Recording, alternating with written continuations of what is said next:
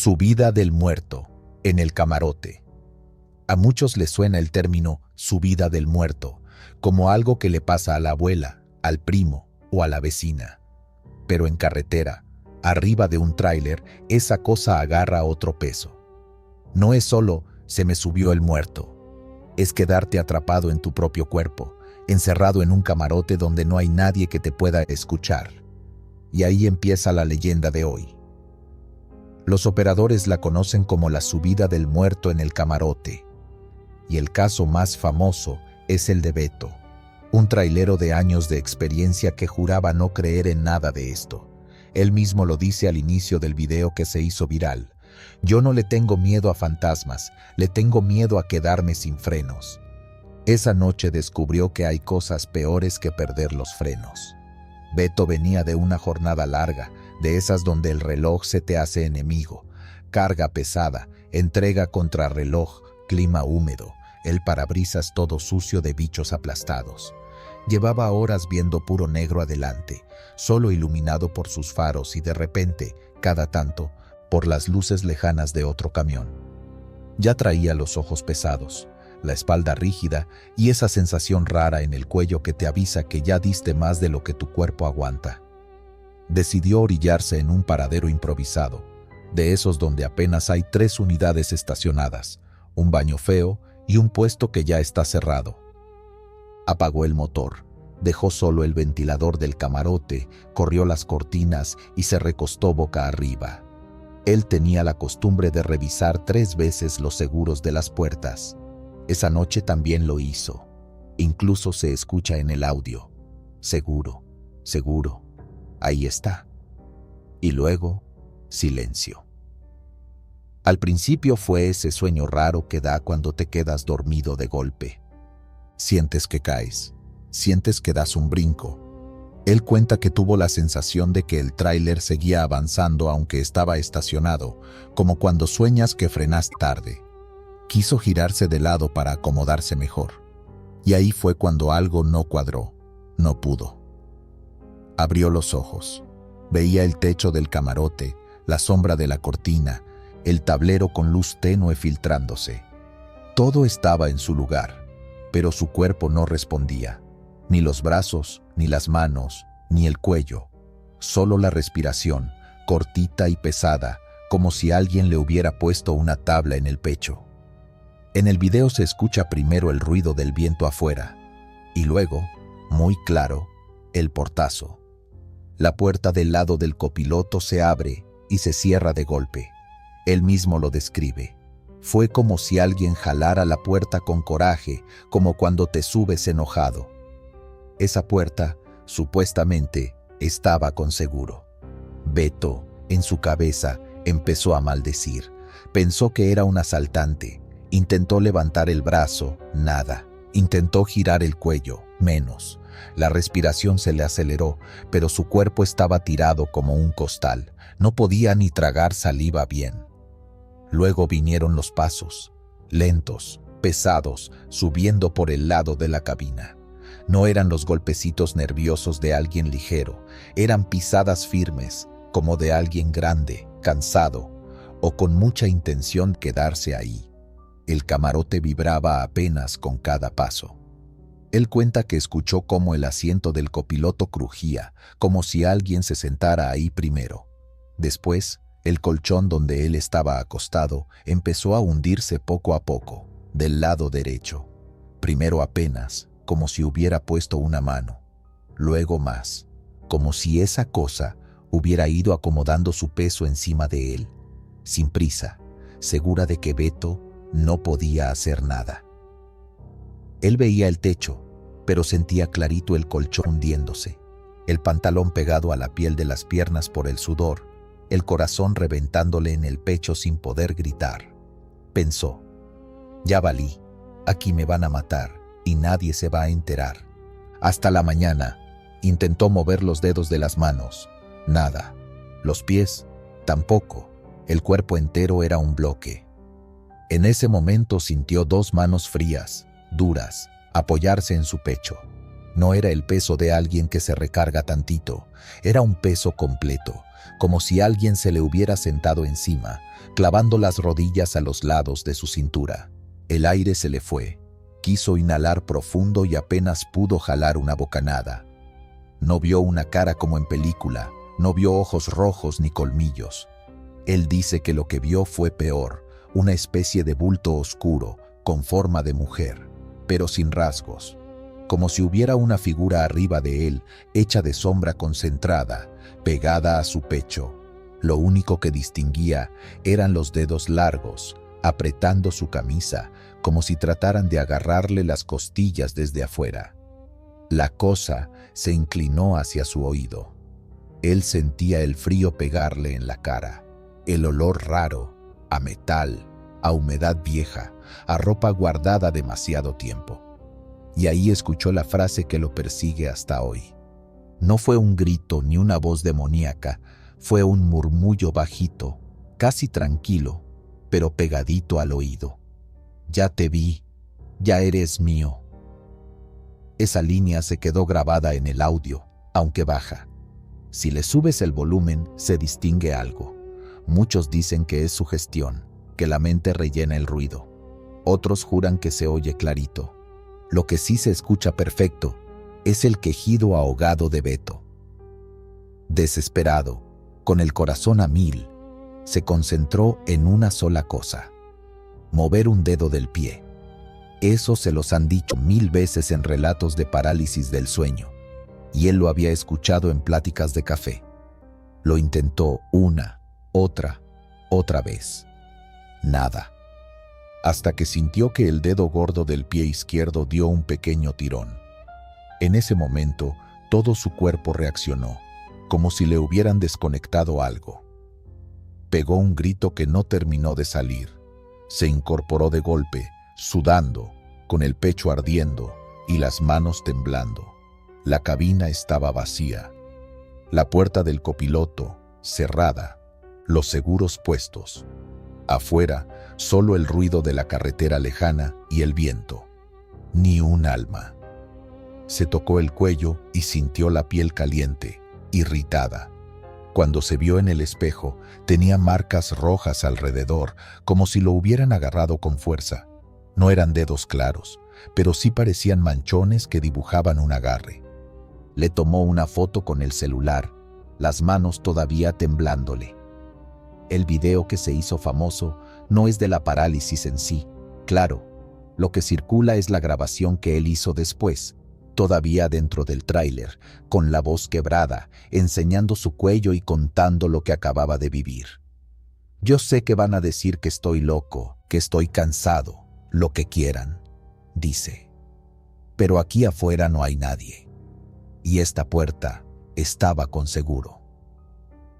A partir de ese caso, la subida del muerto en el camarote dejó de ser solo un chisme de sobremesa y se volvió tema entre operadores. En grupos de WhatsApp, en chats de radio, se empezaron a escuchar historias similares.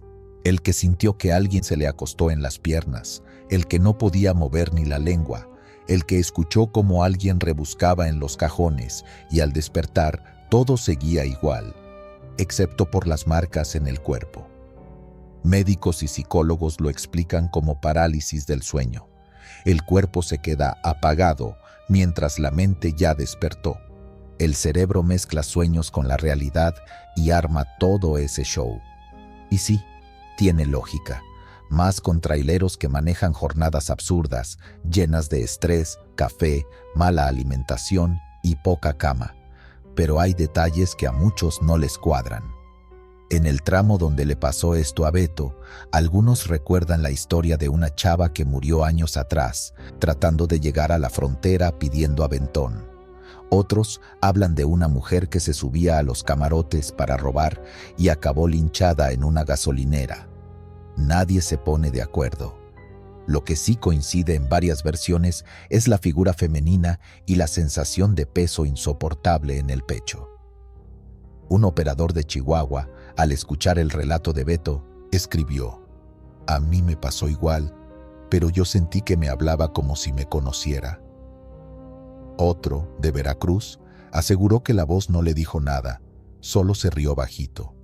No son historias de película, son cosas que te cuentan con cara seria mientras se toman un café caliente a las 3 de la mañana con las luces del estacionamiento parpadeando de fondo. Y ahí es donde la leyenda agarra fuerza. No porque veas un monstruo con colmillos, sino porque te ataca justo donde eres más vulnerable, dormido, lejos de tu casa, solo, en un cajón de metal detenido en medio de la nada, sin forma de pedir ayuda, sin poder levantar siquiera la mano para hacer la señal de la cruz. Beto, desde aquella noche, cambió varias cosas. Ya no se acuesta boca arriba en el camarote. Duerme de lado, con una pierna flexionada, como si así pudiera engancharse a la realidad. Deja una luz prendida, por mínima que sea. Y, lo más importante, trata de no forzar tanto el cuerpo. Prefiero llegar tarde que no llegar, dice en una entrevista casera que sus compañeros grabaron después. Pero cuando le preguntan si cree que solo fue parálisis del sueño, se queda un momento callado. Puede ser, dicen que sí. ¿Qué es eso? Pero yo lo único que sé, contesta, es que alguien se sentó encima de mí y me habló al oído. Y desde esa noche, cuando me estaciono a dormir, siempre siento que hay alguien rondando el tráiler, aunque no lo vea. Al final, tú decides en qué creer, en la ciencia que explica la parálisis del sueño, o en la idea de que en la carretera también hay cosas que se suben donde no fueron invitadas. Pero si alguna vez te toca dormir en un camarote, solo, con la puerta cerrada y el mundo apagado afuera, acuérdate de Beto y de la subida del muerto.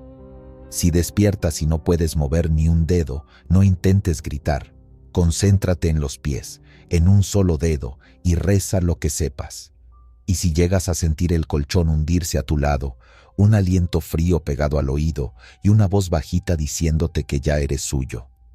Bueno, ahí entenderás por qué esta historia no es solo una leyenda para contar en el café, sino una advertencia para cualquiera que viva de la carretera y de las madrugadas en el camarote. La niña del estribo.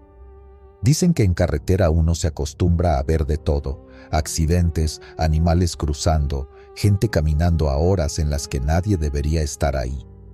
Pero hay cosas que no entran en esa lista. Cosas que no se pueden explicar ni con cansancio, ni con alcohol, ni con "se me fue la onda". A esta historia, entre los traileros, le dicen la niña del estribo. Y aunque suene a leyenda urbana, empezó con un video muy concreto. La grabación de cabina de un chofer al que voy a llamar Lucho. Él mismo aceptó que se usara su caso para este video, pero pidió que no saliera su apellido ni la empresa para la que trabajaba. Lucho es de esos operadores veteranos, más de 15 años de ruta, de norte a sur. No es de espantarse fácil, no anda contando ovnis, ni brujas, ni nada. De hecho, cuando nos sentamos a platicar para reconstruir lo que le pasó, lo primero que dijo fue: "Mira, si quieres no me creas, pero yo sé lo que vi, y desde esa noche yo ya no manejo igual". La noche del video era de lluvia fina, de esa que parece humo pegado al parabrisas. Lucho venía de entregar, llevaba el camión casi vacío y traía prisa por llegar a la siguiente ciudad antes de que cerraran el patio. Carretera casi sola, curvas tranquilas y el velocímetro marcando constante, unos 90 kilómetros por hora. Por fuera, todo normal. Por dentro, no tanto. Lucho llevaba varias horas sin parar. Los ojos le ardían, la espalda le dolía, y ese tipo de cansancio donde el asiento te empieza a doler más que el camino. Lo típico: café recalentado en el termo, música bajita para no dormirse, y el limpiaparabrisas marcando un ritmo hipnótico. En el video se ve como él va serio, concentrado. De fondo, solo se oye el motor y de vez en cuando las gotas golpeando el vidrio. Ningún grito, ninguna música estridente, nada raro. Hasta que Lucho nota algo por el rabillo del ojo. Un movimiento donde no debería haber nada. La ventanilla del lado del conductor. Primero pensé que era una bolsa, una rama, algo que voló y se pegó ahí, cuenta. Pero no sonó nada, no sentí el golpe, nada más vi como una sombra pegada al vidrio, a la altura de mi cara. En la grabación, se ve cómo gira la cabeza muy rápido, como cualquiera que siente que algo está demasiado cerca. Y ahí es cuando lo que cuenta Lucho deja de parecer un simple mal rato. Él asegura que, pegada al vidrio, afuera, en el estribo del camión, iba una niña chiquita, de unos 7 años a lo mucho, parada como si ir a esa velocidad fuera lo más normal del mundo. Una mano aferrada al espejo, la otra apoyada sobre el marco de la puerta. El camión, insisto, iba a 90. Yo sentí que se me fue la sangre a los pies, dice. No estás preparado para ver a nadie ahí, y menos a un niño. No piensas en fantasmas, piensas en ¿cómo carajo se subió? ¿Se va a caer? ¿La voy a matar? En su relato, Lucho dice que lo primero que hizo fue aferrarse más al volante y no frenar de golpe, porque cualquier volantazo podía terminar en volcadura. Pero no podía dejar de verla. La niña no se veía asustada, y eso fue lo peor. Tenía el pelo todo alborotado por el aire, pegado al vidrio por momentos, y la ropa empapada, pero era como si no sintiera el frío, ni la lluvia. Volteó a verme directo. Sus ojos no tenían pupila, eran completamente blancos, como si los tuviera volteados, y luego pegó la cara al vidrio, como cuando un niño hace muecas en una ventana. Nada más que esto no tenía nada de juego. En el video original, la cámara no alcanza a tomar la imagen completa de la niña. Lo que se ve es la reacción de Lucho, cómo se le tensan los hombros, cómo abre la boca sin que salga sonido, cómo sus manos aprietan el volante. Lo que sí se distingue, apenas, es una silueta pegada a la ventanilla y algo que parece un rostro acercándose al cristal.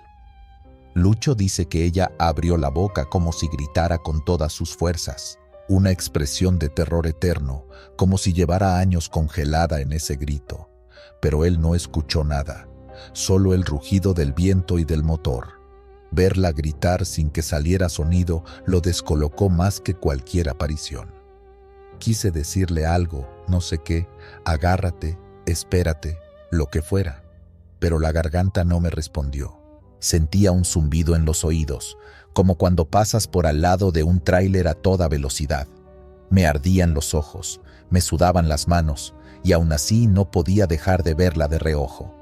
Sabía que si la miraba de frente más de un segundo, perdía el control del camión. Y entonces cayó un relámpago. No uno lejano, no un simple destello en el horizonte.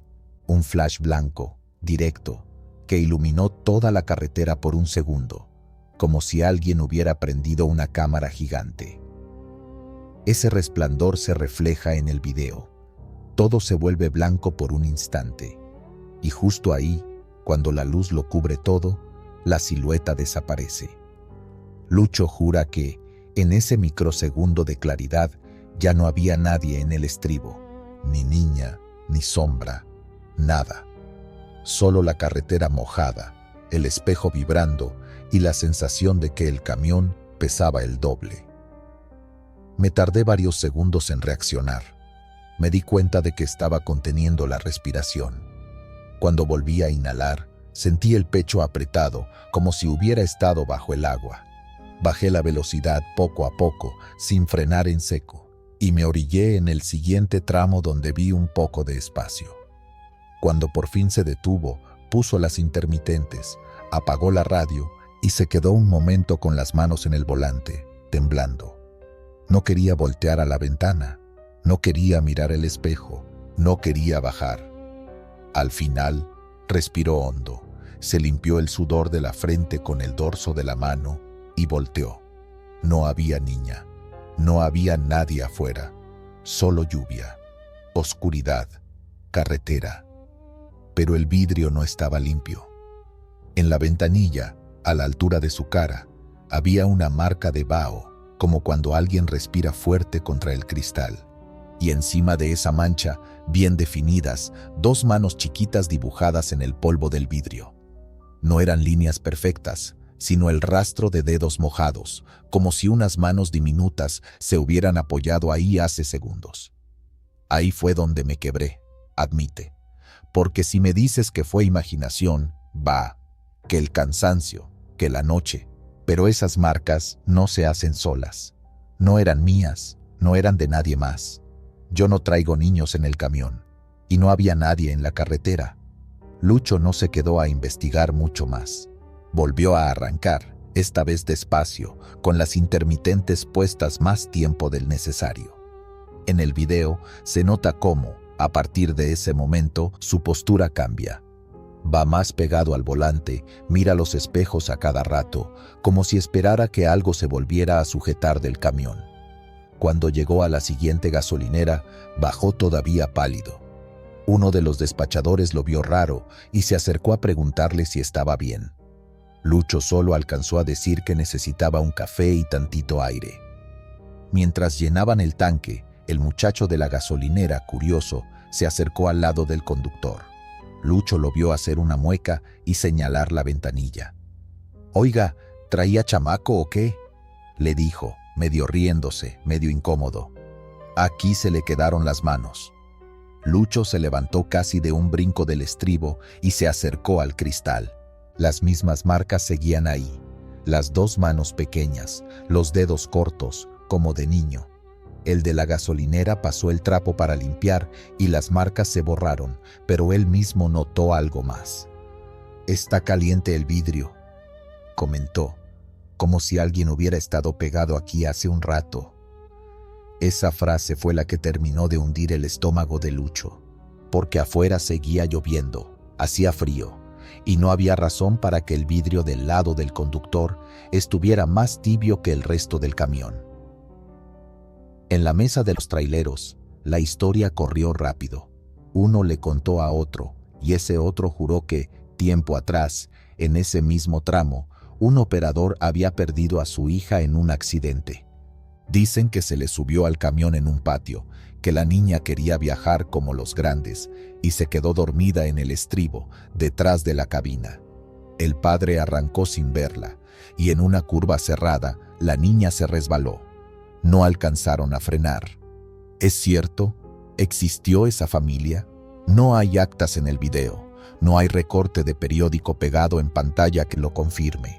Lo que sí hay es el testimonio de varios operadores que aseguran haber visto, de reojo, una figura pegada al camión en movimiento.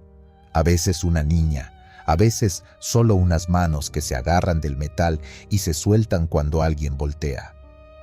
A partir del caso de Lucho, muchos empezaron a revisar el estribo cada vez que suben a la cabina.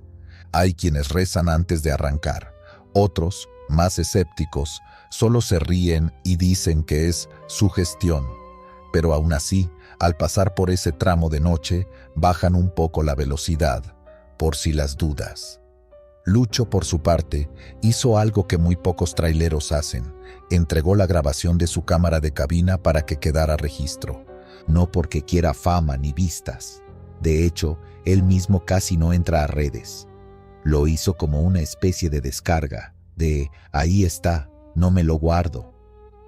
Yo no sé si lo que vi fue un alma en pena, una alucinación, o algo que no entendemos, dice al final de la entrevista. Lo único que sé es que, cuando vas cansado, cuando no has dormido bien y la carretera está sola, uno queda a merced de lo que sea, de un bache, de un ladrón, o de algo que se te suba al camión. Yo, desde esa noche, siempre reviso el estribo, y si siento algo en la ventana, no volteo tan rápido. Me agarro bien al volante, bajo la velocidad, y me acuerdo de esas manitas marcadas en el vidrio. Y remata con una advertencia que se queda sonando, incluso cuando el video termina. Manejar de noche no es juego. Allá afuera hay muchas cosas que te pueden quitar la vida.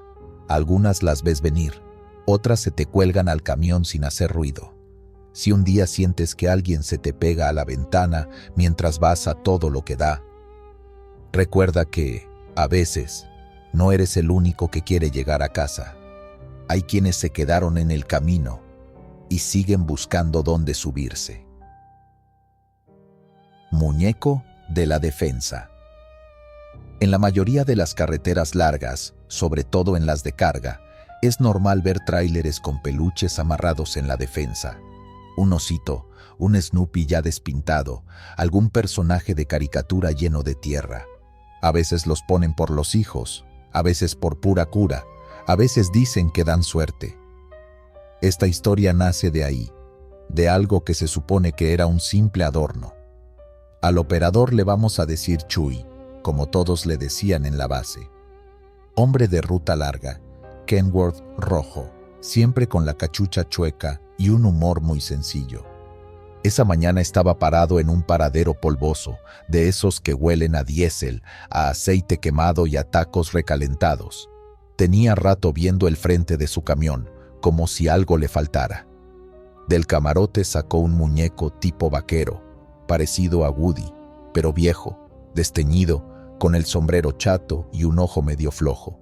Se lo había dado una ex, según contaba, y llevaba meses rodando por ahí, entre cobijas y cajas de herramientas. «Ya te tocaba chamba, compadre», murmuró, mientras le pasaba un mecate por la panza al muñeco. Lo amarró a la parrilla frontal, justo en medio, como si fuera una figura de barco.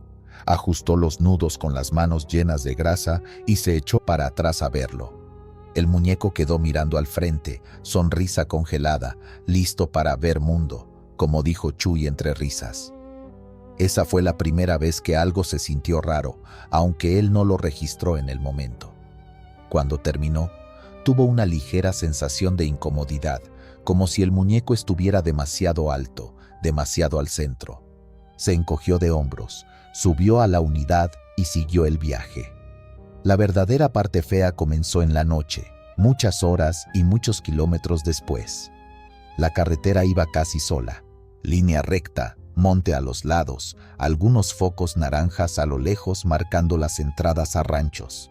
Adentro de la cabina, la única luz era la del tablero, manecillas verdes, números digitales rojos y el zumbido constante del motor manteniendo la velocidad. Chuy iba medio cansado, pero también acostumbrado. Llevaba café frío en el portavasos y la radio abierta por si sonaba alguna clave conocida. Nada raro, nada fuera del guión. Hasta que empezaron los golpecitos. Al principio pensó que eran bichos pegando en el cristal. Un tic-tac, muy suave, como piedritas muy pequeñas. Se escuchaba del lado de enfrente, casi en el centro del parabrisas. Cada par de segundos, otro golpecito, uno más. Han de ser insectos, pensó, o algún plástico flojo. Subió un poco el volumen de la música para ignorarlo, pero los golpecitos siguieron ahí, metiéndose entre las notas, molestando. Lo extraño fue que el sonido no se sentía como desde afuera solamente. Chuy lo recuerda como si el ruido se colara hacia adentro, como si estuviera pegado a sus nervios. Respiró hondo, movió el cuello, trató de mantenerse tranquilo, pero el tic-tac fue subiendo de tono, volviéndose más insistente, más marcado. Ya no era como insectos, sonaba como algo duro contra el vidrio. Fue cuando bajó ligeramente la vista. Ese movimiento que todos hacemos, checar el tablero, ver la velocidad, consultar los focos y de reojo la parte baja del cofre. Ahí lo vio. El muñeco que horas antes había quedado bien amarrado a la defensa ya no estaba en su lugar. No colgaba en la parrilla.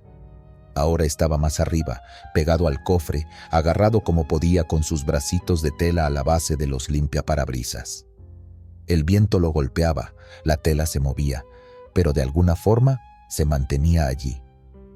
Lo primero que hizo Chuy fue apretar el volante. Sintió cómo los dedos se le entumían. Un escalofrío directo desde la nuca hasta la base de la espalda. ¿Cómo?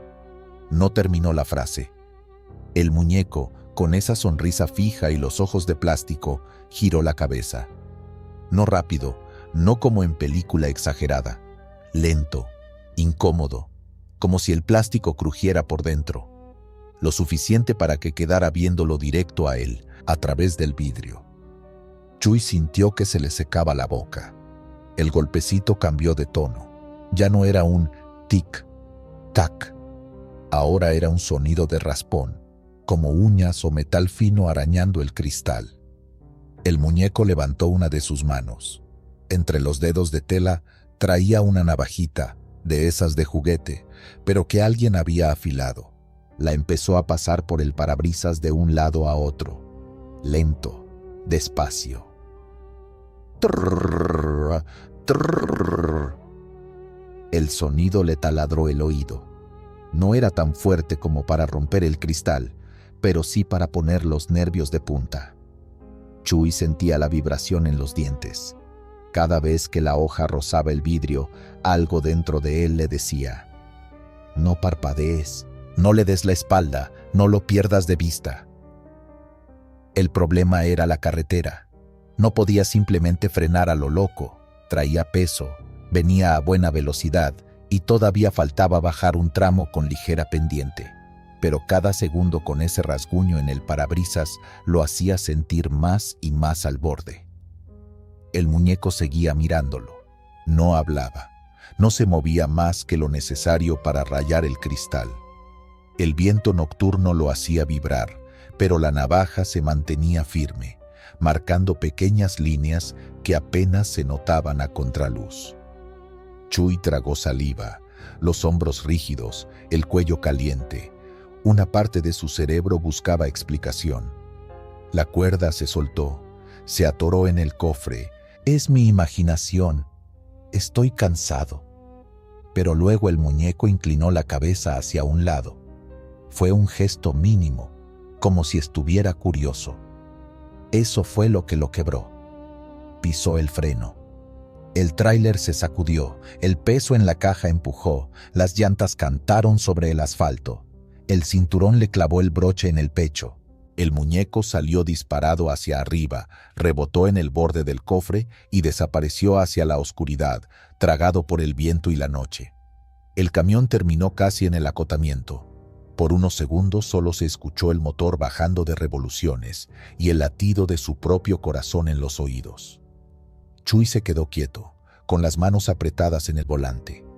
No se atrevía a ver de inmediato al frente, como si esperara ver la cara de plástico pegada todavía en el vidrio, sonriendo.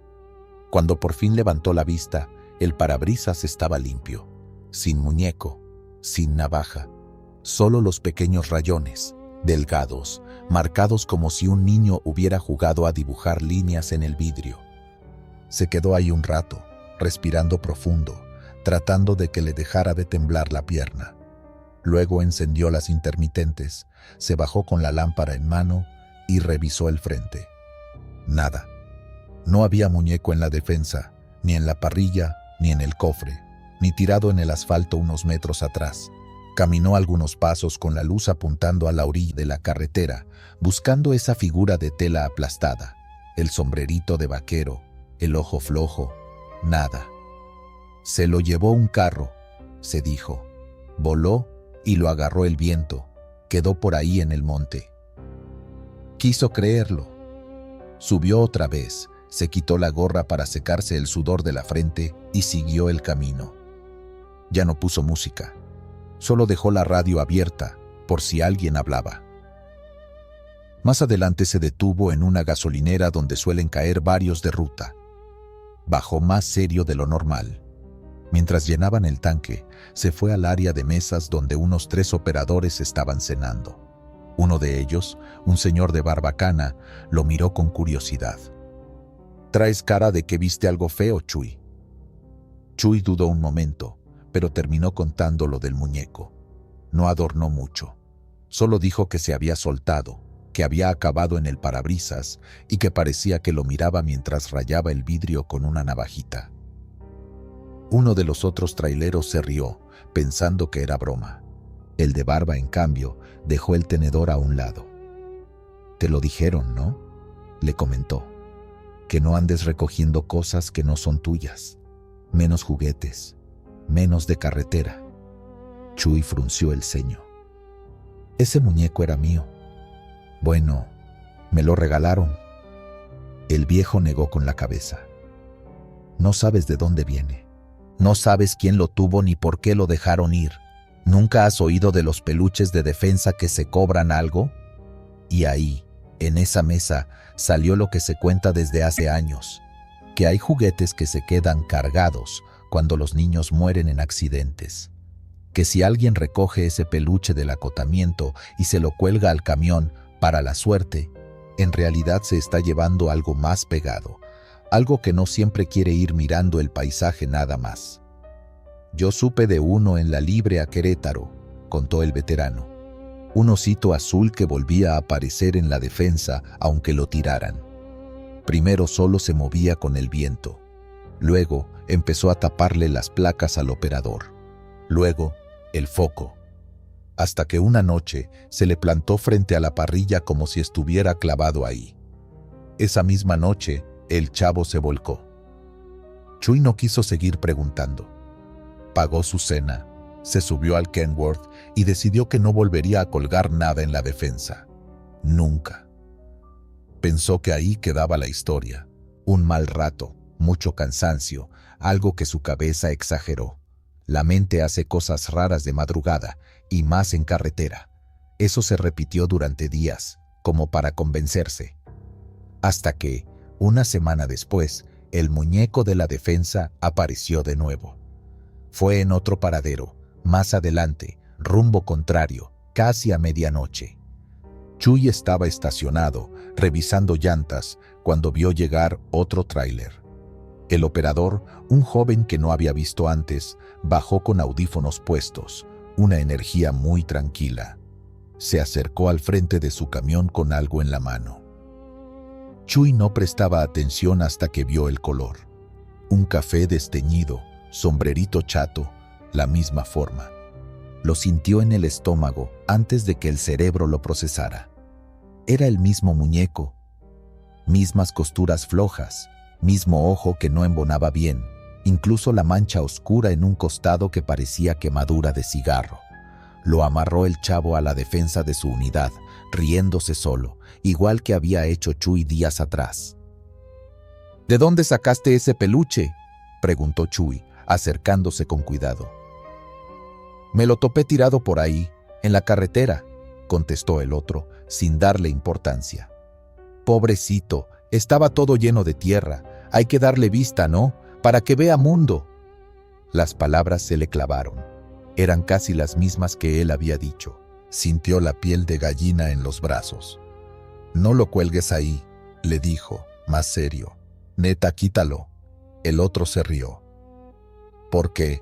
¿Da mala suerte o qué? Ya me contaron de los peluches malditos, jefe. Pero eso son cosas de viejos. Chuy quiso insistir, contarle todo, pero algo lo detuvo. El chavo ya estaba subiendo a la cabina. Cerró la puerta, le dio un golpe cariñoso al muñeco en la defensa y encendió la unidad. Minutos después, salió a carretera. Chuy también retomó su ruta, pero con un nudo en la garganta. No habían pasado ni 2 horas cuando por la radio empezaron los llamados. Una voz nerviosa, agitada. ¿Alguien lleva un tráiler blanco con un muñeco en la frente? Ojo con el kilómetro tal. Está zigzagueando. Parece que se queda sin frenos. Otro operador intervino. Yo lo vi pasar hace rato. Llevaba un peluchito, sí, en la defensa. No se le despega. El morro va agarrando el volante como si estuviera peleando con alguien. Luego solo hubo silencio, unos segundos largos, y después, la clave que nadie quiere oír. Reporte de accidente. Unidad fuera del camino. Ambulancias en camino. Chuy nunca pudo comprobar si era el mismo chavo del paradero, pero en su cabeza la conexión quedó marcada. No hubo video viral, no hubo nota de periódico que mencionara al muñeco. Aunque, dicen, los paramédicos que llegaron al lugar aseguraron que la defensa estaba vacía y que, más adelante, en el monte, entre matorrales, alguien juró ver un vaquerito de tela medio enterrado, como esperando a que alguien más lo levantara. Hoy, cuando los traileros hablan del muñeco de la defensa, lo hacen con ese tono raro entre burla y respeto. Muchos se ríen, claro, Muchos otros, cuando van solos a las 3 de la mañana, mejor bajan el peluche que traen colgado, por si las dudas. Y Chuy, cada vez que le preguntan si es verdad lo que cuenta, siempre responde lo mismo. Mira, yo no sé si era un espíritu, una maldición o simple coincidencia. Lo único que sé es que lo amarré yo mismo, que lo vi trepado en el parabrisas rayando el cristal como si quisiera entrar, y que cuando frené desapareció sin dejar rastro. Y a mí, con que una sola vez me haga sentir que algo de allá afuera se me quiere pegar al camión, con eso tuve. Hace una pausa, suele mirar por la ventana, como checando que no haya nada raro en la defensa de alguna unidad cercana. Si un día vas en carretera y ves un peluche tirado en la orilla, piénsalo bien antes de recogerlo, dice al final. No sabes a quién estuvo cuidando antes, ni a quién está esperando ahora. Y en esto de los caminos, créeme, hay cosas que es mejor no llevarse pegadas al frente, porque luego no se quieren bajar. Lechuza con cara de mujer. Dicen que en el norte, entre Nuevo León y Tamaulipas, no hay noche realmente sola. Tú ves puro monte, una carretera larga, recta, vacía. Pero los que se la viven ahí arriba del tráiler aseguran que hay cosas que también hacen guardia en la oscuridad. No salen en las noticias, no se ven en el GPS, pero de vez en cuando se aparecen en el parabrisas, en los espejos o paradas en un poste, como si estuvieran esperando justo por ti. A eso le llaman las lechuzas, pero no como el animal normal, sino como las brujas de antes, las que según las abuelas se convierten en pájaros enormes para andar jodiendo a la gente de madrugada. A muchos les suena a cuento de pueblo, pero cuando escuchas a un trailero grande, curtido, hablar de eso con la cara pálida, ya no se oye tan chistoso. Esta historia me la contó Mateo, operador de caja seca, que hace años se aventaba seguido la ruta de Monterrey hacia la frontera, pasando por tramos largos donde no ves nada más que asfalto y matorrales. Lo conocí en un patio de maniobras, mientras se tomaba un café bien cargado y se acomodaba la gorra. No buscaba llamar la atención, hasta que alguien en la mesa mencionó a las brujas lechuza. Ahí nada más se quedó callado, se le fue la mirada y dijo: «Yo sí vi una, y no se la deseo a nadie». Al principio pensamos que exageraba, pero empezó a contar y el ambiente se puso raro, como cuando apagas la luz del cuarto sin querer. Aquella noche, según Mateo, eran como las 2 o 3 de la mañana. Venía solo, jalando un tráiler casi vacío, así que el camión iba ligero. La carretera estaba casi perfecta, recta, sin curvas, sin luces de pueblo cerca. Solo el haz de los faros, abriendo túnel en la oscuridad, y la línea blanca deslizándose bajo el cofre, como si no fuera a terminar nunca. Llevaba el estéreo apagado. Decía que cuando le entraba el sueño prefería bajarle al ruido para no confiarse. Así escuchaba cualquier cosa rara. Un valero tronado, una llanta floja, lo que fuera. Esa madrugada solo se oía el motor parejo, el zumbido de las llantas y el viento pegando en la cabina. El aire acondicionado iba frío, pero Mateo tenía la nuca sudada. No sabía si era cansancio o la sensación esa de que algo no está bien, aunque todo se vea normal. Traía esa inquietud, decía, como cuando sientes que alguien te está mirando, pero volteas y no hay nadie. De repente, en la lejanía, alcanzó a ver una mancha blanca moviéndose arriba del pavimento. Pensó que era una bolsa de plástico atrapada en el aire o un pájaro cruzando bajo los faros. No le dio importancia. Siguió de frente. La mancha creció, se definió. Era un ave, grande, demasiado grande para ser una paloma cualquiera. Venía volando bajo, directo hacia él, como si se hubiera encaprichado con la luz del tráiler.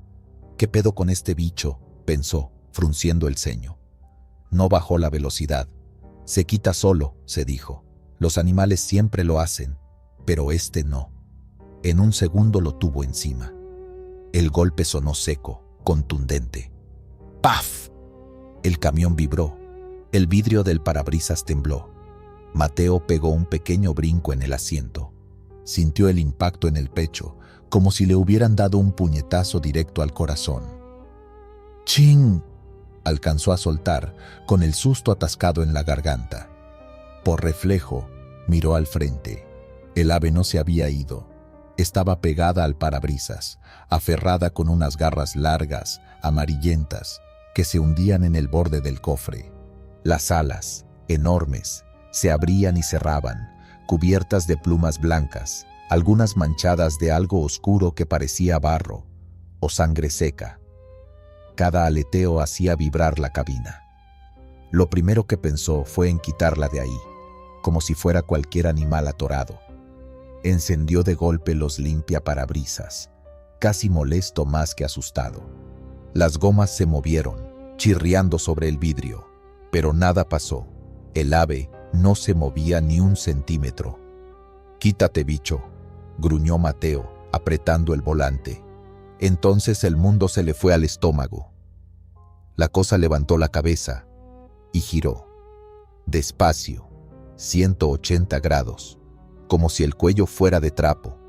Primero vio el pico, alargado, pero no estaba bien formado. Parecía una boca a medio cambiar. Luego, al completar el giro, Mateo entendió que no estaba viendo la cara de un pájaro. Era el rostro de una mujer vieja. La piel parecía pegada al hueso, arrugada como papel mojado. Tenía el maquillaje corrido, como si se hubiera pintado mal hace horas. Labial rojo desparejo, rímel chorreado debajo de los ojos. Y esos ojos no eran de animal, no brillaban como los de un gato, ni tenían el reflejo típico del ave. Eran ojos humanos, cansados y llenos de rencor. Un rencor viejo, de esos que no se te quitan ni con los años. Mateo sintió cómo las manos se le resbalaban del volante de lo sudadas que estaban. Notó la garganta seca, el corazón rebotándole contra las costillas. La mujer ave clavó la mirada directamente en él, como si lo conociera de antes, como si estuviera ofendida personalmente.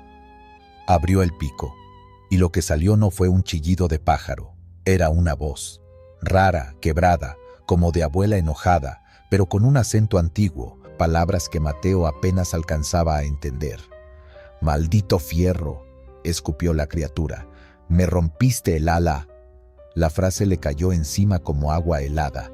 No sonaba a que estuviera actuando, sonaba a reclamo real, dolido, como cuando alguien te pisa y te grita sin pensar. Mateo, en pánico, bajó la vista un instante al cuadro de instrumentos, nomás para asegurarse de que todo siguiera en verde. Cuando alzó de nuevo los ojos, la cosa ya no se limitaba a gritar. Ahora estaba golpeando el vidrio con la cabeza, como si quisiera entrar. Cada embestida dejaba una grieta fina. Primero una tela de araña chiquita, luego otra, hasta que las rajaduras empezaron a dibujar un patrón extraño, casi como si fueran dedos marcando caminos sobre el cristal. «No puede ser. Este vidrio es reforzado», pensó, con la mente hecha bolas. En vez de frenar, apretó más el acelerador. Reacción tonta pero instintiva. El motor rugió. El velocímetro se disparó. El paisaje oscuro a los lados se volvió una mancha más rápida. Pero la lechuza mujer seguía ahí, pegada, sin esforzarse, como si la velocidad no le importara. Mateo no gritó, no le salió la voz. Sentía las piernas pesadas, casi entumidas, pero los pies seguían clavados en los pedales. Empezó a temblarle la mandíbula. Quería mirar a otro lado, pero los ojos de aquella cosa no lo soltaban. Por un momento le pasó por la cabeza que quizás se había quedado dormido al volante, que todo era un sueño raro. Se pellizcó el muslo con tanta fuerza que después le quedó moretón. El dolor fue nítido, real, no estaba soñando. Entonces, en medio de los golpes y las risas roncas que empezaba a soltar la criatura, una risa chueca, como carcajada de fumadora vieja, Mateo hizo lo único que se le ocurrió. Pisó el freno con todo. El tráiler comenzó a perder velocidad. Las llantas chillaron sobre el asfalto. Todo dentro de la cabina se vino hacia adelante. la mochila, el vaso de café, un rosario que traía colgando del espejo. El cinturón le cortó el pecho. Por un segundo pensó que iban a volcar. En cuanto el camión redujo la marcha, la bruja levantó el vuelo, no como un pájaro espantado, sino como alguien que se despide. Se despegó del vidrio con un tirón, extendió las alas y se fue hacia arriba, perdiéndose en la oscuridad, mientras soltaba una risita aguda que le heló la sangre. Mateo dejó el tráiler a un lado de la carretera, con las intermitentes encendidas. Se quedó ahí, respirando como si hubiera corrido un maratón. Las manos le temblaban tanto que le costó trabajo quitarse el cinturón. Abrió la puerta, bajó y se quedó un momento recargado en la lámina fría, tratando de que el corazón bajara de ritmo. El aire de afuera estaba pesado, quieto. No hacía viento, ni siquiera se oían grillos. Eso fue lo que más le molestó, el silencio, como si alguien o algo estuviera esperando a ver qué hacía. Dio la vuelta al frente del camión, con la linterna del celular en la mano. Esperaba ver el parabrisas estrellado, lleno de plumas, sangre, algo. El corazón le dio un brinco extra cuando la luz dio con el vidrio. Estaba intacto. Ni una grieta, ni una raya, ni una mancha. No, no puede ser, murmuró, sintiendo que se le aflojaban las piernas.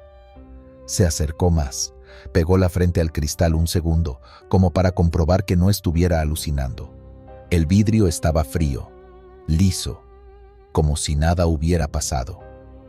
Sin embargo, ahí, en el borde del cofre, alcanzó a ver 3 marcas oscuras, alargadas, como si unas garras enormes se hubieran aferrado con fuerza. No eran rayones típicos de rama o piedra, parecían quemaduras profundas en la pintura. Las tocó con la yema de los dedos, estaban tibias. El estómago se le revolvió, sintió ganas de vomitar. Sin decir nada, se subió otra vez, cerró la puerta con seguro y volvió a encender el camión. No quiso quedarse un minuto más en ese tramo. Avanzó despacio al principio, sin quitar la mirada del camino, esperando a que volviera a caerle algo encima. Nada. La carretera otra vez se veía normal. Más adelante, ya llegando a una gasolinera conocida, se metió directo. Estacionó el tráiler, se bajó casi corriendo y se fue al baño a echarse agua en la cara.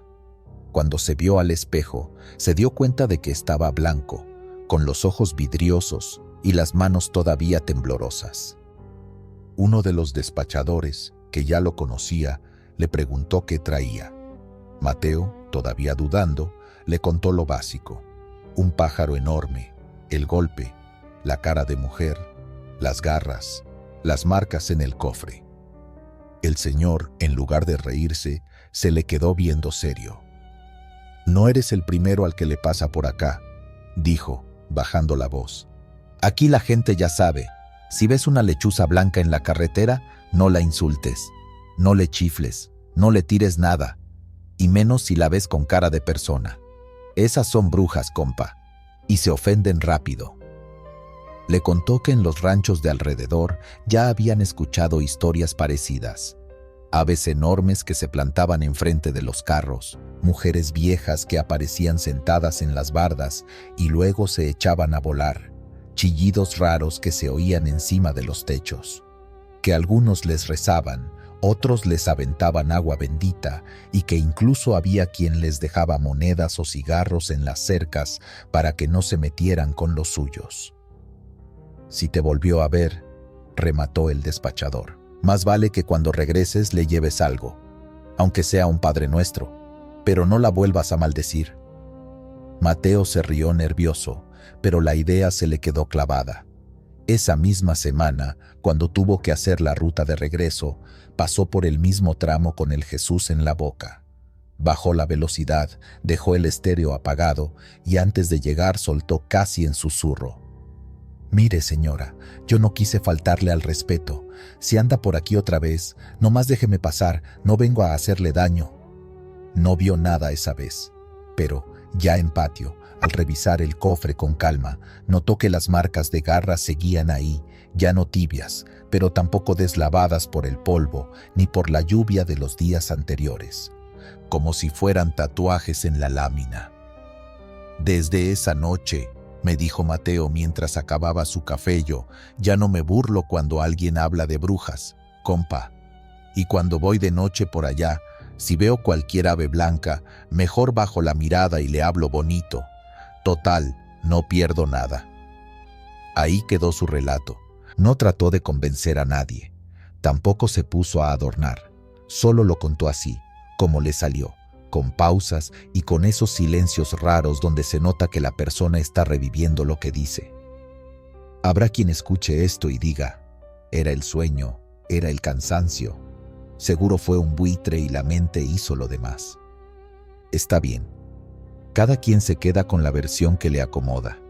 Pero también es cierto que, en esos caminos largos del norte, son muchos los operadores que hablan de lechuzas enormes, de caras que no son de animal, de risas que se escuchan en el parabrisas cuando estás solo a las 3 de la mañana. Yo solo te dejo la historia y la advertencia de Mateo. Si alguna vez te toca manejar por esos rumbos, de madrugada, y ves que algo blanco vuela raro frente a tu camión, piensa bien lo que le dices. A lo mejor no es un simple pájaro. Y si le faltas al respeto, igual que a Mateo, también te puede mirar con ojos humanos y recordarte que en la carretera, de noche, uno nunca va realmente solo. No me dejes aquí, la mano en la defensa. Hay leyendas de carretera que nacen de puro chisme y otras que salen de un video que nadie puede explicar.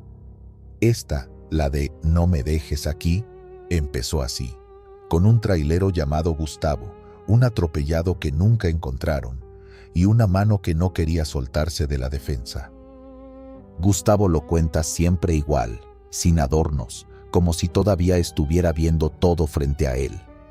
Dice que esa noche venía cargado, casi al límite de peso, rodando por una recta larguísima, de esas en las que el camino se vuelve una sola línea y el cerebro empieza a trabajar en automático.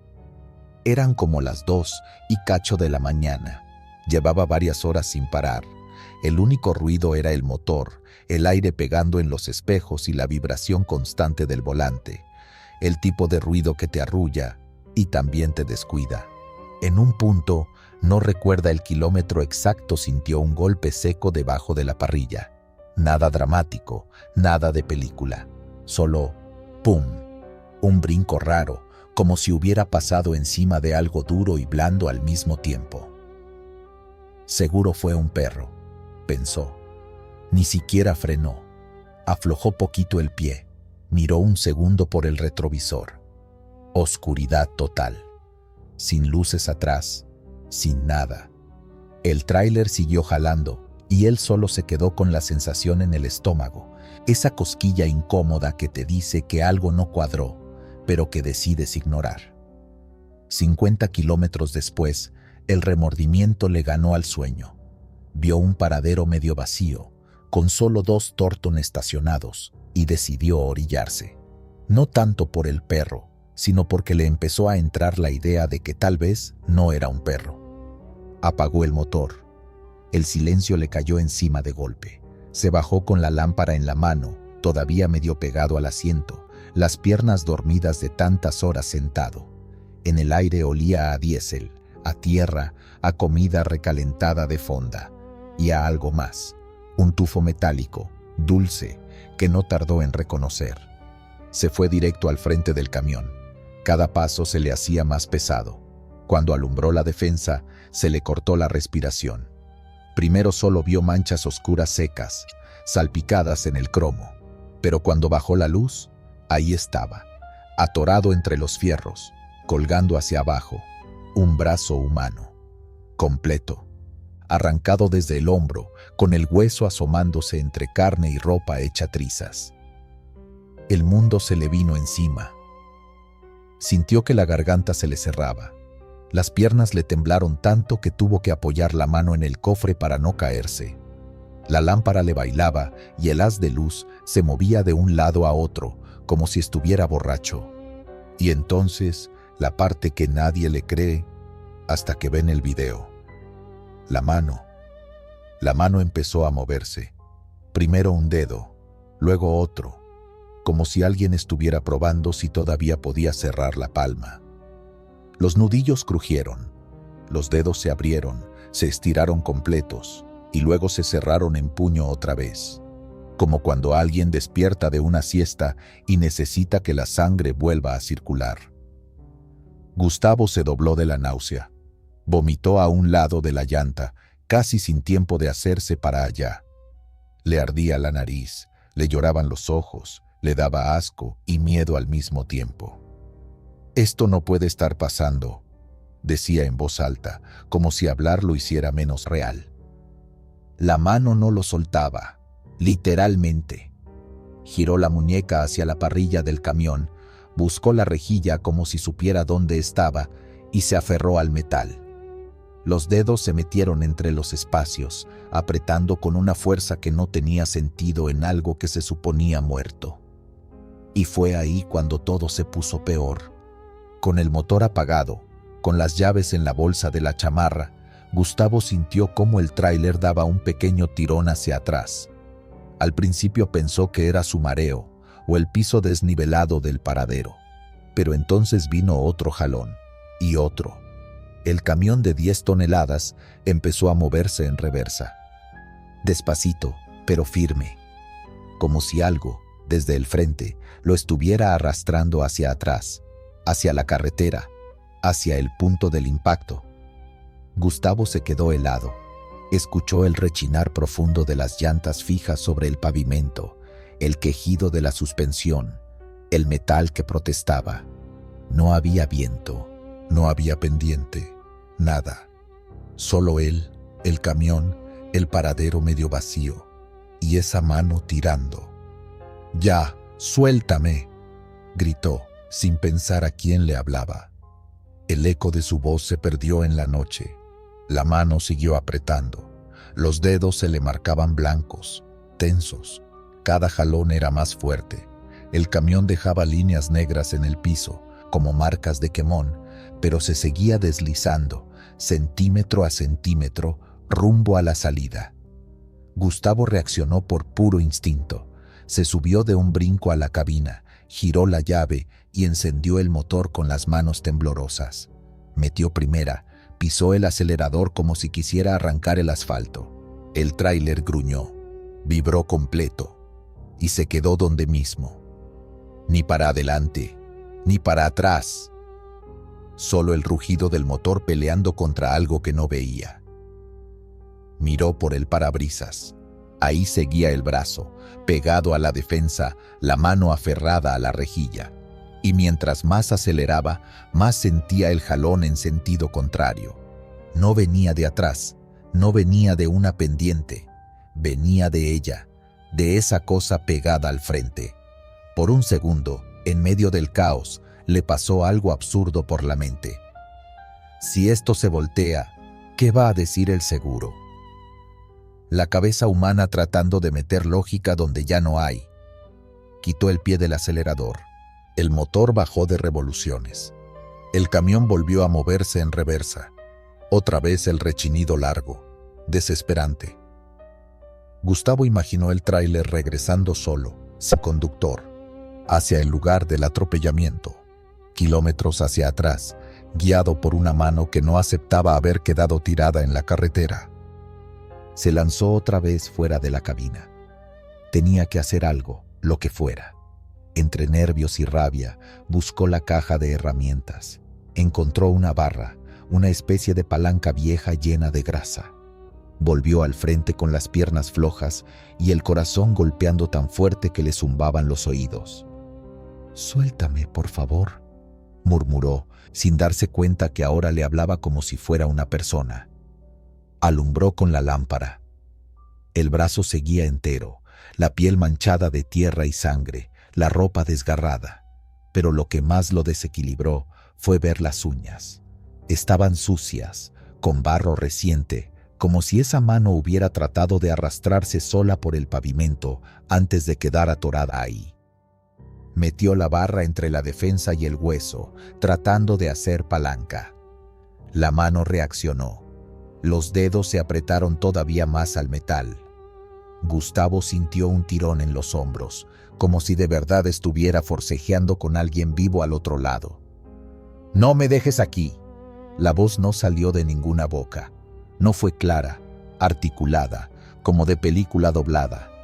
Fue más bien una mezcla rara de pensamiento metido a presión en la cabeza, con un susurro pegado al oído y un grito mudo en el pecho. Pero el mensaje entró completito, sin fallas. «No me dejes aquí». Se le aflojaron las manos. La barra casi se le cae. Por un momento, de verdad consideró lo impensable. Subirse al camión, dejar que lo arrastrara, regresar al punto del golpe y ver qué quedaba ahí tirado. En eso escuchó un ruido detrás, un portazo, una carcajada lejana. 2 choferes de los Thornton que estaban estacionados se asomaron, curiosos por el escándalo del motor y el rechinar. «¿Qué traes, compa?», gritó uno, todavía acomodándose el pantalón. «¿Se te patinó o qué?». Gustavo reaccionó como si lo hubieran despertado. Volteó, alzó la lámpara, quiso enseñarles. Cuando regresó la vista a la defensa, el brazo ya no estaba, ni una mano, ni nada atorado. Solo manchas secas y restos de algo que ya no parecía carne, sino mugre vieja pegada al metal. El camión dejó de moverse. El motor siguió encendido, tranquilo, como si nunca hubiera pasado nada. Los otros choferes caminaron hasta el frente del tráiler, sin mucha prisa. Vieron la sangre, miraron a Gustavo, vieron la barra tirada en el piso. Se hizo un silencio raro. Uno de ellos, el más viejo, suspiró hondo. «Sentiste que jalaba para atrás, ¿verdad?», le dijo, sin rodeos. Gustavo no contestó. No podía. Apenas asentó con la cabeza, los ojos todavía clavados en la defensa limpia. «Ya te tocó entonces», agregó el señor, la mano del que no alcanzaron a recoger. «Dicen que cuando atropellan a alguien y lo dejan ahí tirado, a veces solo aparece la parte que más se aferró a seguir, y se pega al primer fierro grande que pasa». El otro se rió nervioso, como queriendo romper el ambiente. «No le espantes más, viejo, ha de venir desvelado nomás». Se fueron, murmurando entre ellos. Gustavo se quedó solo otra vez, con el motor ronroneando y el estómago revuelto. Volvió a revisar la defensa una y otra vez, casi hasta rasparla con las uñas. Nada. Era como si todo lo hubiera imaginado. Pero no lo imaginó. La cámara delantera, la misma que traen muchos traileros por si choca uno, grabó todo. En el video se ve el camión estacionado, sin conductor. Se ve cómo empieza a moverse lentamente hacia atrás, dejando marca en el pavimento. Y se ve algo raro en la defensa, una sombra alargada, como un brazo que cuelga. No se distingue perfecto, pero cuando se acerca el brillo de la lámpara, se ve clarito el movimiento de los dedos, abriéndose y cerrándose.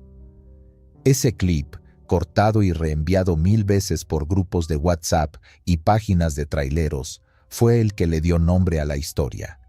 «No me dejes aquí», porque eso fue lo que, según Gustavo, escuchó en su cabeza cuando se enfrentó con esa mano.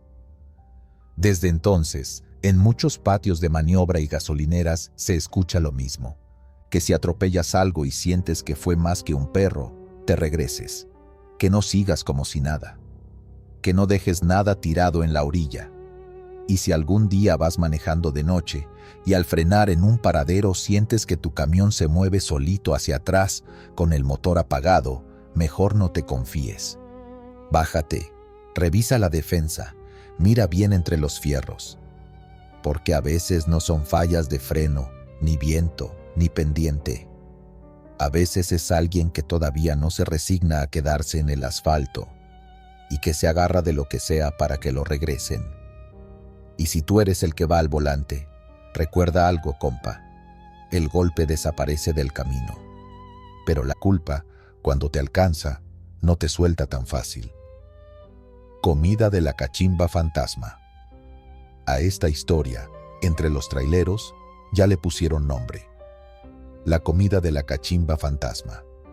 No es solo un título para jalar vistas, así es como la cuentan en las pláticas de madrugada, cuando se apagan los motores y queda nada más el zumbido de la autopista y el olor a diésel. Dicen que empezó como un simple antojo, hambre, de esa que te pega en la madrugada, cuando llevas horas manejando y lo único que has comido son papas, café recalentado y galletas duras. El protagonista de esto es un operador al que le vamos a decir Paco. Él mismo lo contó después, con la voz quebrada y la mirada ida, como si todavía estuviera ahí, en esa noche. Paco venía de un viaje largo, remolque lleno, carretera casi vacía. Eran como las 2:00 de la mañana. Tramo solitario, ni un Oxxo, ni una gasolinera abierta, nada. Solo reflectores, monte y la línea blanca perdiéndose en la oscuridad. El estómago ya le sonaba tanto que apagaba hasta la música del estéreo. En eso, a lo lejos, ve lucecitas amarillas a un lado de la carretera.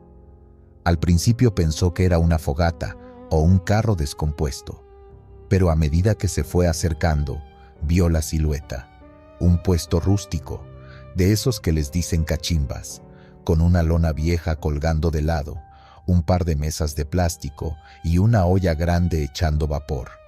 No había más coches, ni tráileres, ni nada. Solo el camión de Paco y ese puestecito en medio de la nada. Paco cuenta que ahí sintió la primera espinita. Se me hizo raro que hubiera un changarro tan solito, tan tarde. Pero el hambre, ya sabes, uno se engaña. Dice, igual aquí paran los locales, igual ya es famoso y yo ni en cuenta. Se orilló. Apagó el motor. El silencio fue tan de golpe que hasta escuchó cómo crujían los frenos al enfriarse. El aire olía a masa, a caldo, a algo que, en ese momento, le supo a gloria. Del otro lado de la barra salió una anciana. Era bajita, flaquita, con un rebozo oscuro y el cabello totalmente blanco, recogido en chongo. La piel se le veía como papel arrugado, pero los ojos bien vivos, bien atentos, como si llevara horas esperando justo ese tráiler. «Coma, mijo», le dijo sonriendo. «Son de carne fresca». La frase, contada así frente a una cámara, suena obvia, hasta chiste. Pero ahí, a las 2:00 de la madrugada, con el estómago vacío, Paco no se puso a filosofar. «Carne fresca, pos mejor», pensó. «Son de hoy». No preguntó de qué. No preguntó cuánto tiempo llevaba ese puesto ahí. No preguntó nada. La anciana abrió la olla. Salió un vapor espeso, pesado, con olor a tamal, a salsa, a algo sazonado con calma. Paco siempre dice que ahí hubo un detalle raro. El vapor no se iba hacia arriba. Se quedaba como pegado, arremolinándose alrededor de la olla, como si le diera flojera expandirse. Pero igual, agarró el plato. Se sentó en una silla de plástico que cojeaba de una pata. La mesa estaba pegajosa, pero no de mugre reciente, más bien de años de salsa reseca. Tenía tanto hambre que al primer mordisco casi se le salen las lágrimas. Estaban buenos, lo dice así. No te voy a mentir, sabían con madre, bien sazonados, la masa en su punto, ni fríos ni calientes, perfectos. Solo que había algo raro en la textura. De vez en cuando sentía como si masticara pedacitos de algo más duro, algo que no eran huesitos, algo que crujía, diferente. Pero el cerebro, cuando tiene hambre, acomoda la realidad para que no dejes de comer. Es el nervio, es la orilla, es la costra, se dijo, y siguió. La anciana lo miraba sin parpadear. Cada vez que terminaba un tamal, ella acercaba otro, sin preguntar si quería más. Nada de «¿le sirvo otro?» Nada, como si supiera que él no iba a decir que no, y no dijo que no. A la tercera pieza empezó a sentir una pesadez rara en la lengua, como si le hormigueara. Aún así, terminó el plato. Pagó con un billete. La señora metió el dinero a un frasco de vidrio lleno de monedas viejas. Paco no supo decir si eran pesos o de qué eran. Solo vio metal opaco y sucio. Le dio las gracias, se subió a la unidad y arrancó. Los primeros kilómetros fueron normales. Un poco de sueño, un poco de satisfacción de «ya comí, ahora sí le doy hasta el amanecer». La carretera otra vez vacía. Las líneas blancas pasando como hipnosis. Pero a los 40, 50 minutos, algo cambió. Primero fue un calor raro en la panza. No era la clásica indigestión de grasa. Era un calor como de fiebre, profundo, pegado al ombligo. Luego vino un retorcijón tan fuerte que tuvo que aflojar el acelerador. El sudor le empezó a resbalar por la nuca, frío, a pesar de que llevaba el aire acondicionado. No puede ser que me haya caído mal, pensó. Si estaba bueno. El dolor empezó a subir, del estómago al pecho, como si algo estuviera empujando desde adentro, como si le patearan las costillas. Intentó respirar hondo y el aire le salió en gemidos cortos. Se inclinó un poco hacia el volante, pero no podía detenerse. El tramo no tenía buena orilla y la oscuridad del carril contrario daba miedo. Mientras peleaba con el dolor, el espejo retrovisor interior se movía ligeramente, vibrando con cada bache. En uno de esos brincos alcanzó a ver su cara reflejada y se quedó helado. No se reconoció. Sus mejillas se veían hundidas, los ojos más apagados, como si llevara semanas sin dormir. En cuestión de una hora se había gastado, envejecido 10 años. Eso pensó. Pero el siguiente retorcijón no le dejó seguir mirándose. Tuvo que abrir la ventana. El aire de afuera entró caliente, con olor a tierra seca, y ahí vino lo peor. Sintió que algo le subía por la garganta, pesado, espeso, como si en lugar de comida quisiera salirle una bola de lodo. Aflojó el cinturón, apenas alcanzó a sacar la cabeza por la ventana y vomitó. Paco dice que no fue como otras veces. No salió ni masa, ni salsa, ni nada que recordara a lo que había comido.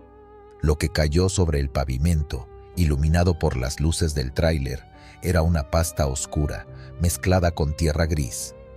Y, encima, moviéndose, cientos de gusanos, blancos, gordos, retorciéndose unos sobre otros, tratando de meterse entre las grietas del asfalto. Entre esa cosa vio también pedacitos duros que sonaban al caer. Al fijarse bien, alcanzó a reconocer algo que le heló la sangre. Uñas.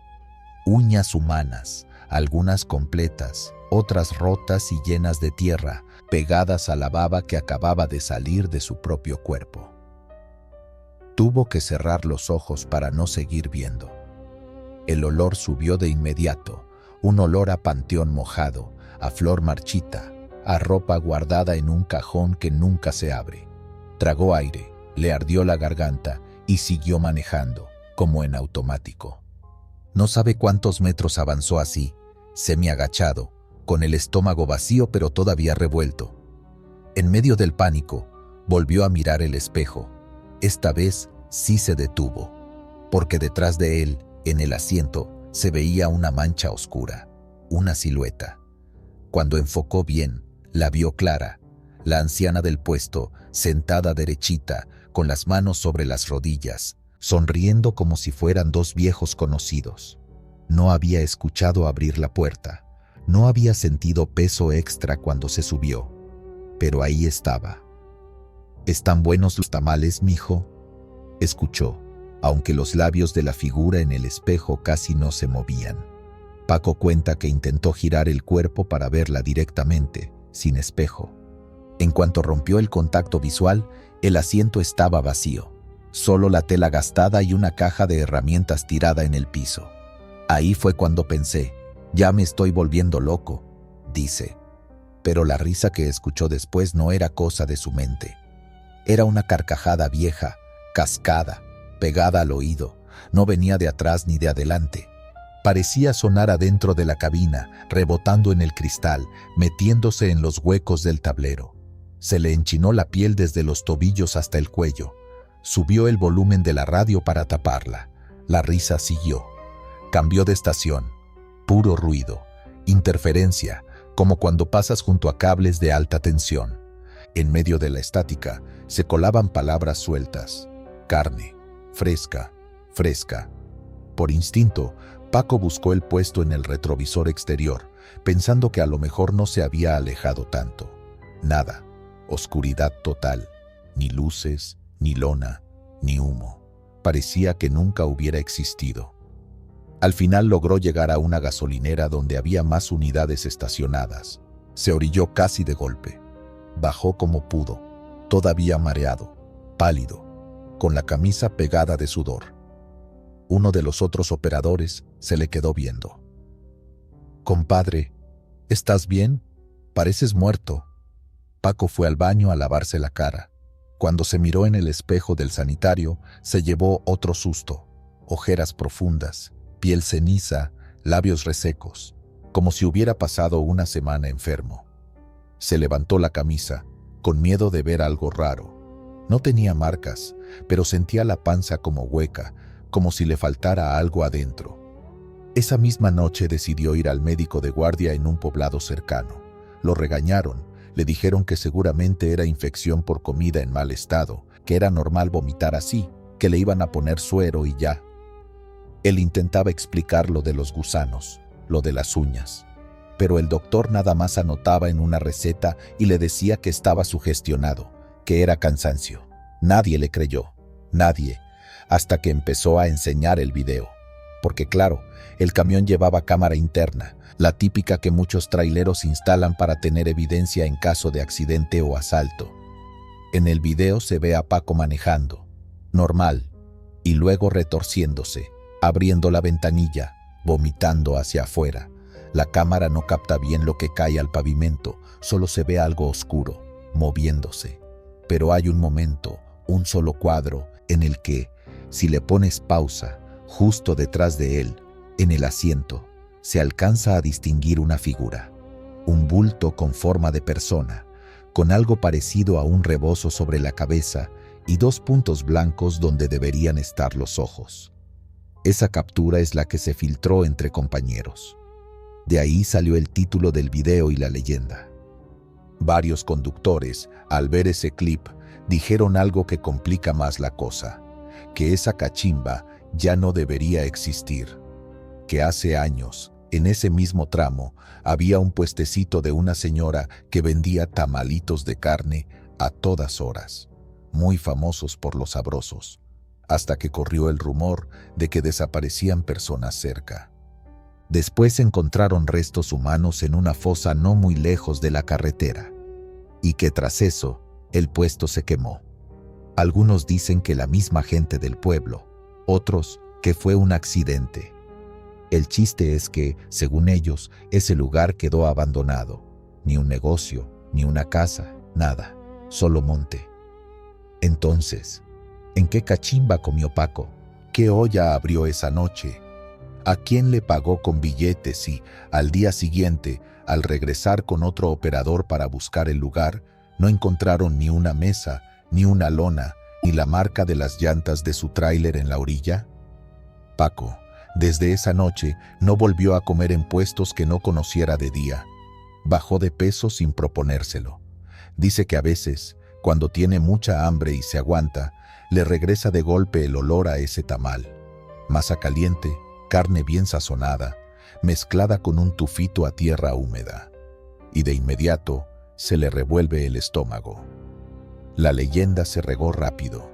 Primero entre operadores, luego en grupos de Facebook, luego en videos cortos donde usan su testimonio con voz distorsionada. La gente comenta que exagera, que es edición, que los gusanos los agregaron con efectos. Puede ser. Cada quien decide qué creer. Pero hay algo que no cambia. El tramo donde pasó todo sigue igual de vacío. Y cada cierto tiempo, alguien jura que, a lo lejos, ve unas lucecitas amarillas y una olla echando vapor, justo donde ya no hay nada. Yo no sé si tú creas o no en cachimbas fantasma. Lo único que te puedo decir, después de escuchar a Paco frente a frente, viéndole las manos temblar mientras recuerda el olor de lo que vomitó, es esto. En carretera, el hambre también mata. No siempre con balas ni con accidentes. A veces se disfraza de tamal caliente y sonrisa de abuelita. Si alguna noche vas manejando y, en medio de la nada, aparece un puesto perfecto, solito, con comida recién hecha y una señora que jura que la carne es bien fresca, pregúntate primero fresca de qué. Y si dudas, aunque el estómago se te queje, mejor sigue derecho. Más vale llegar con hambre que no llegar.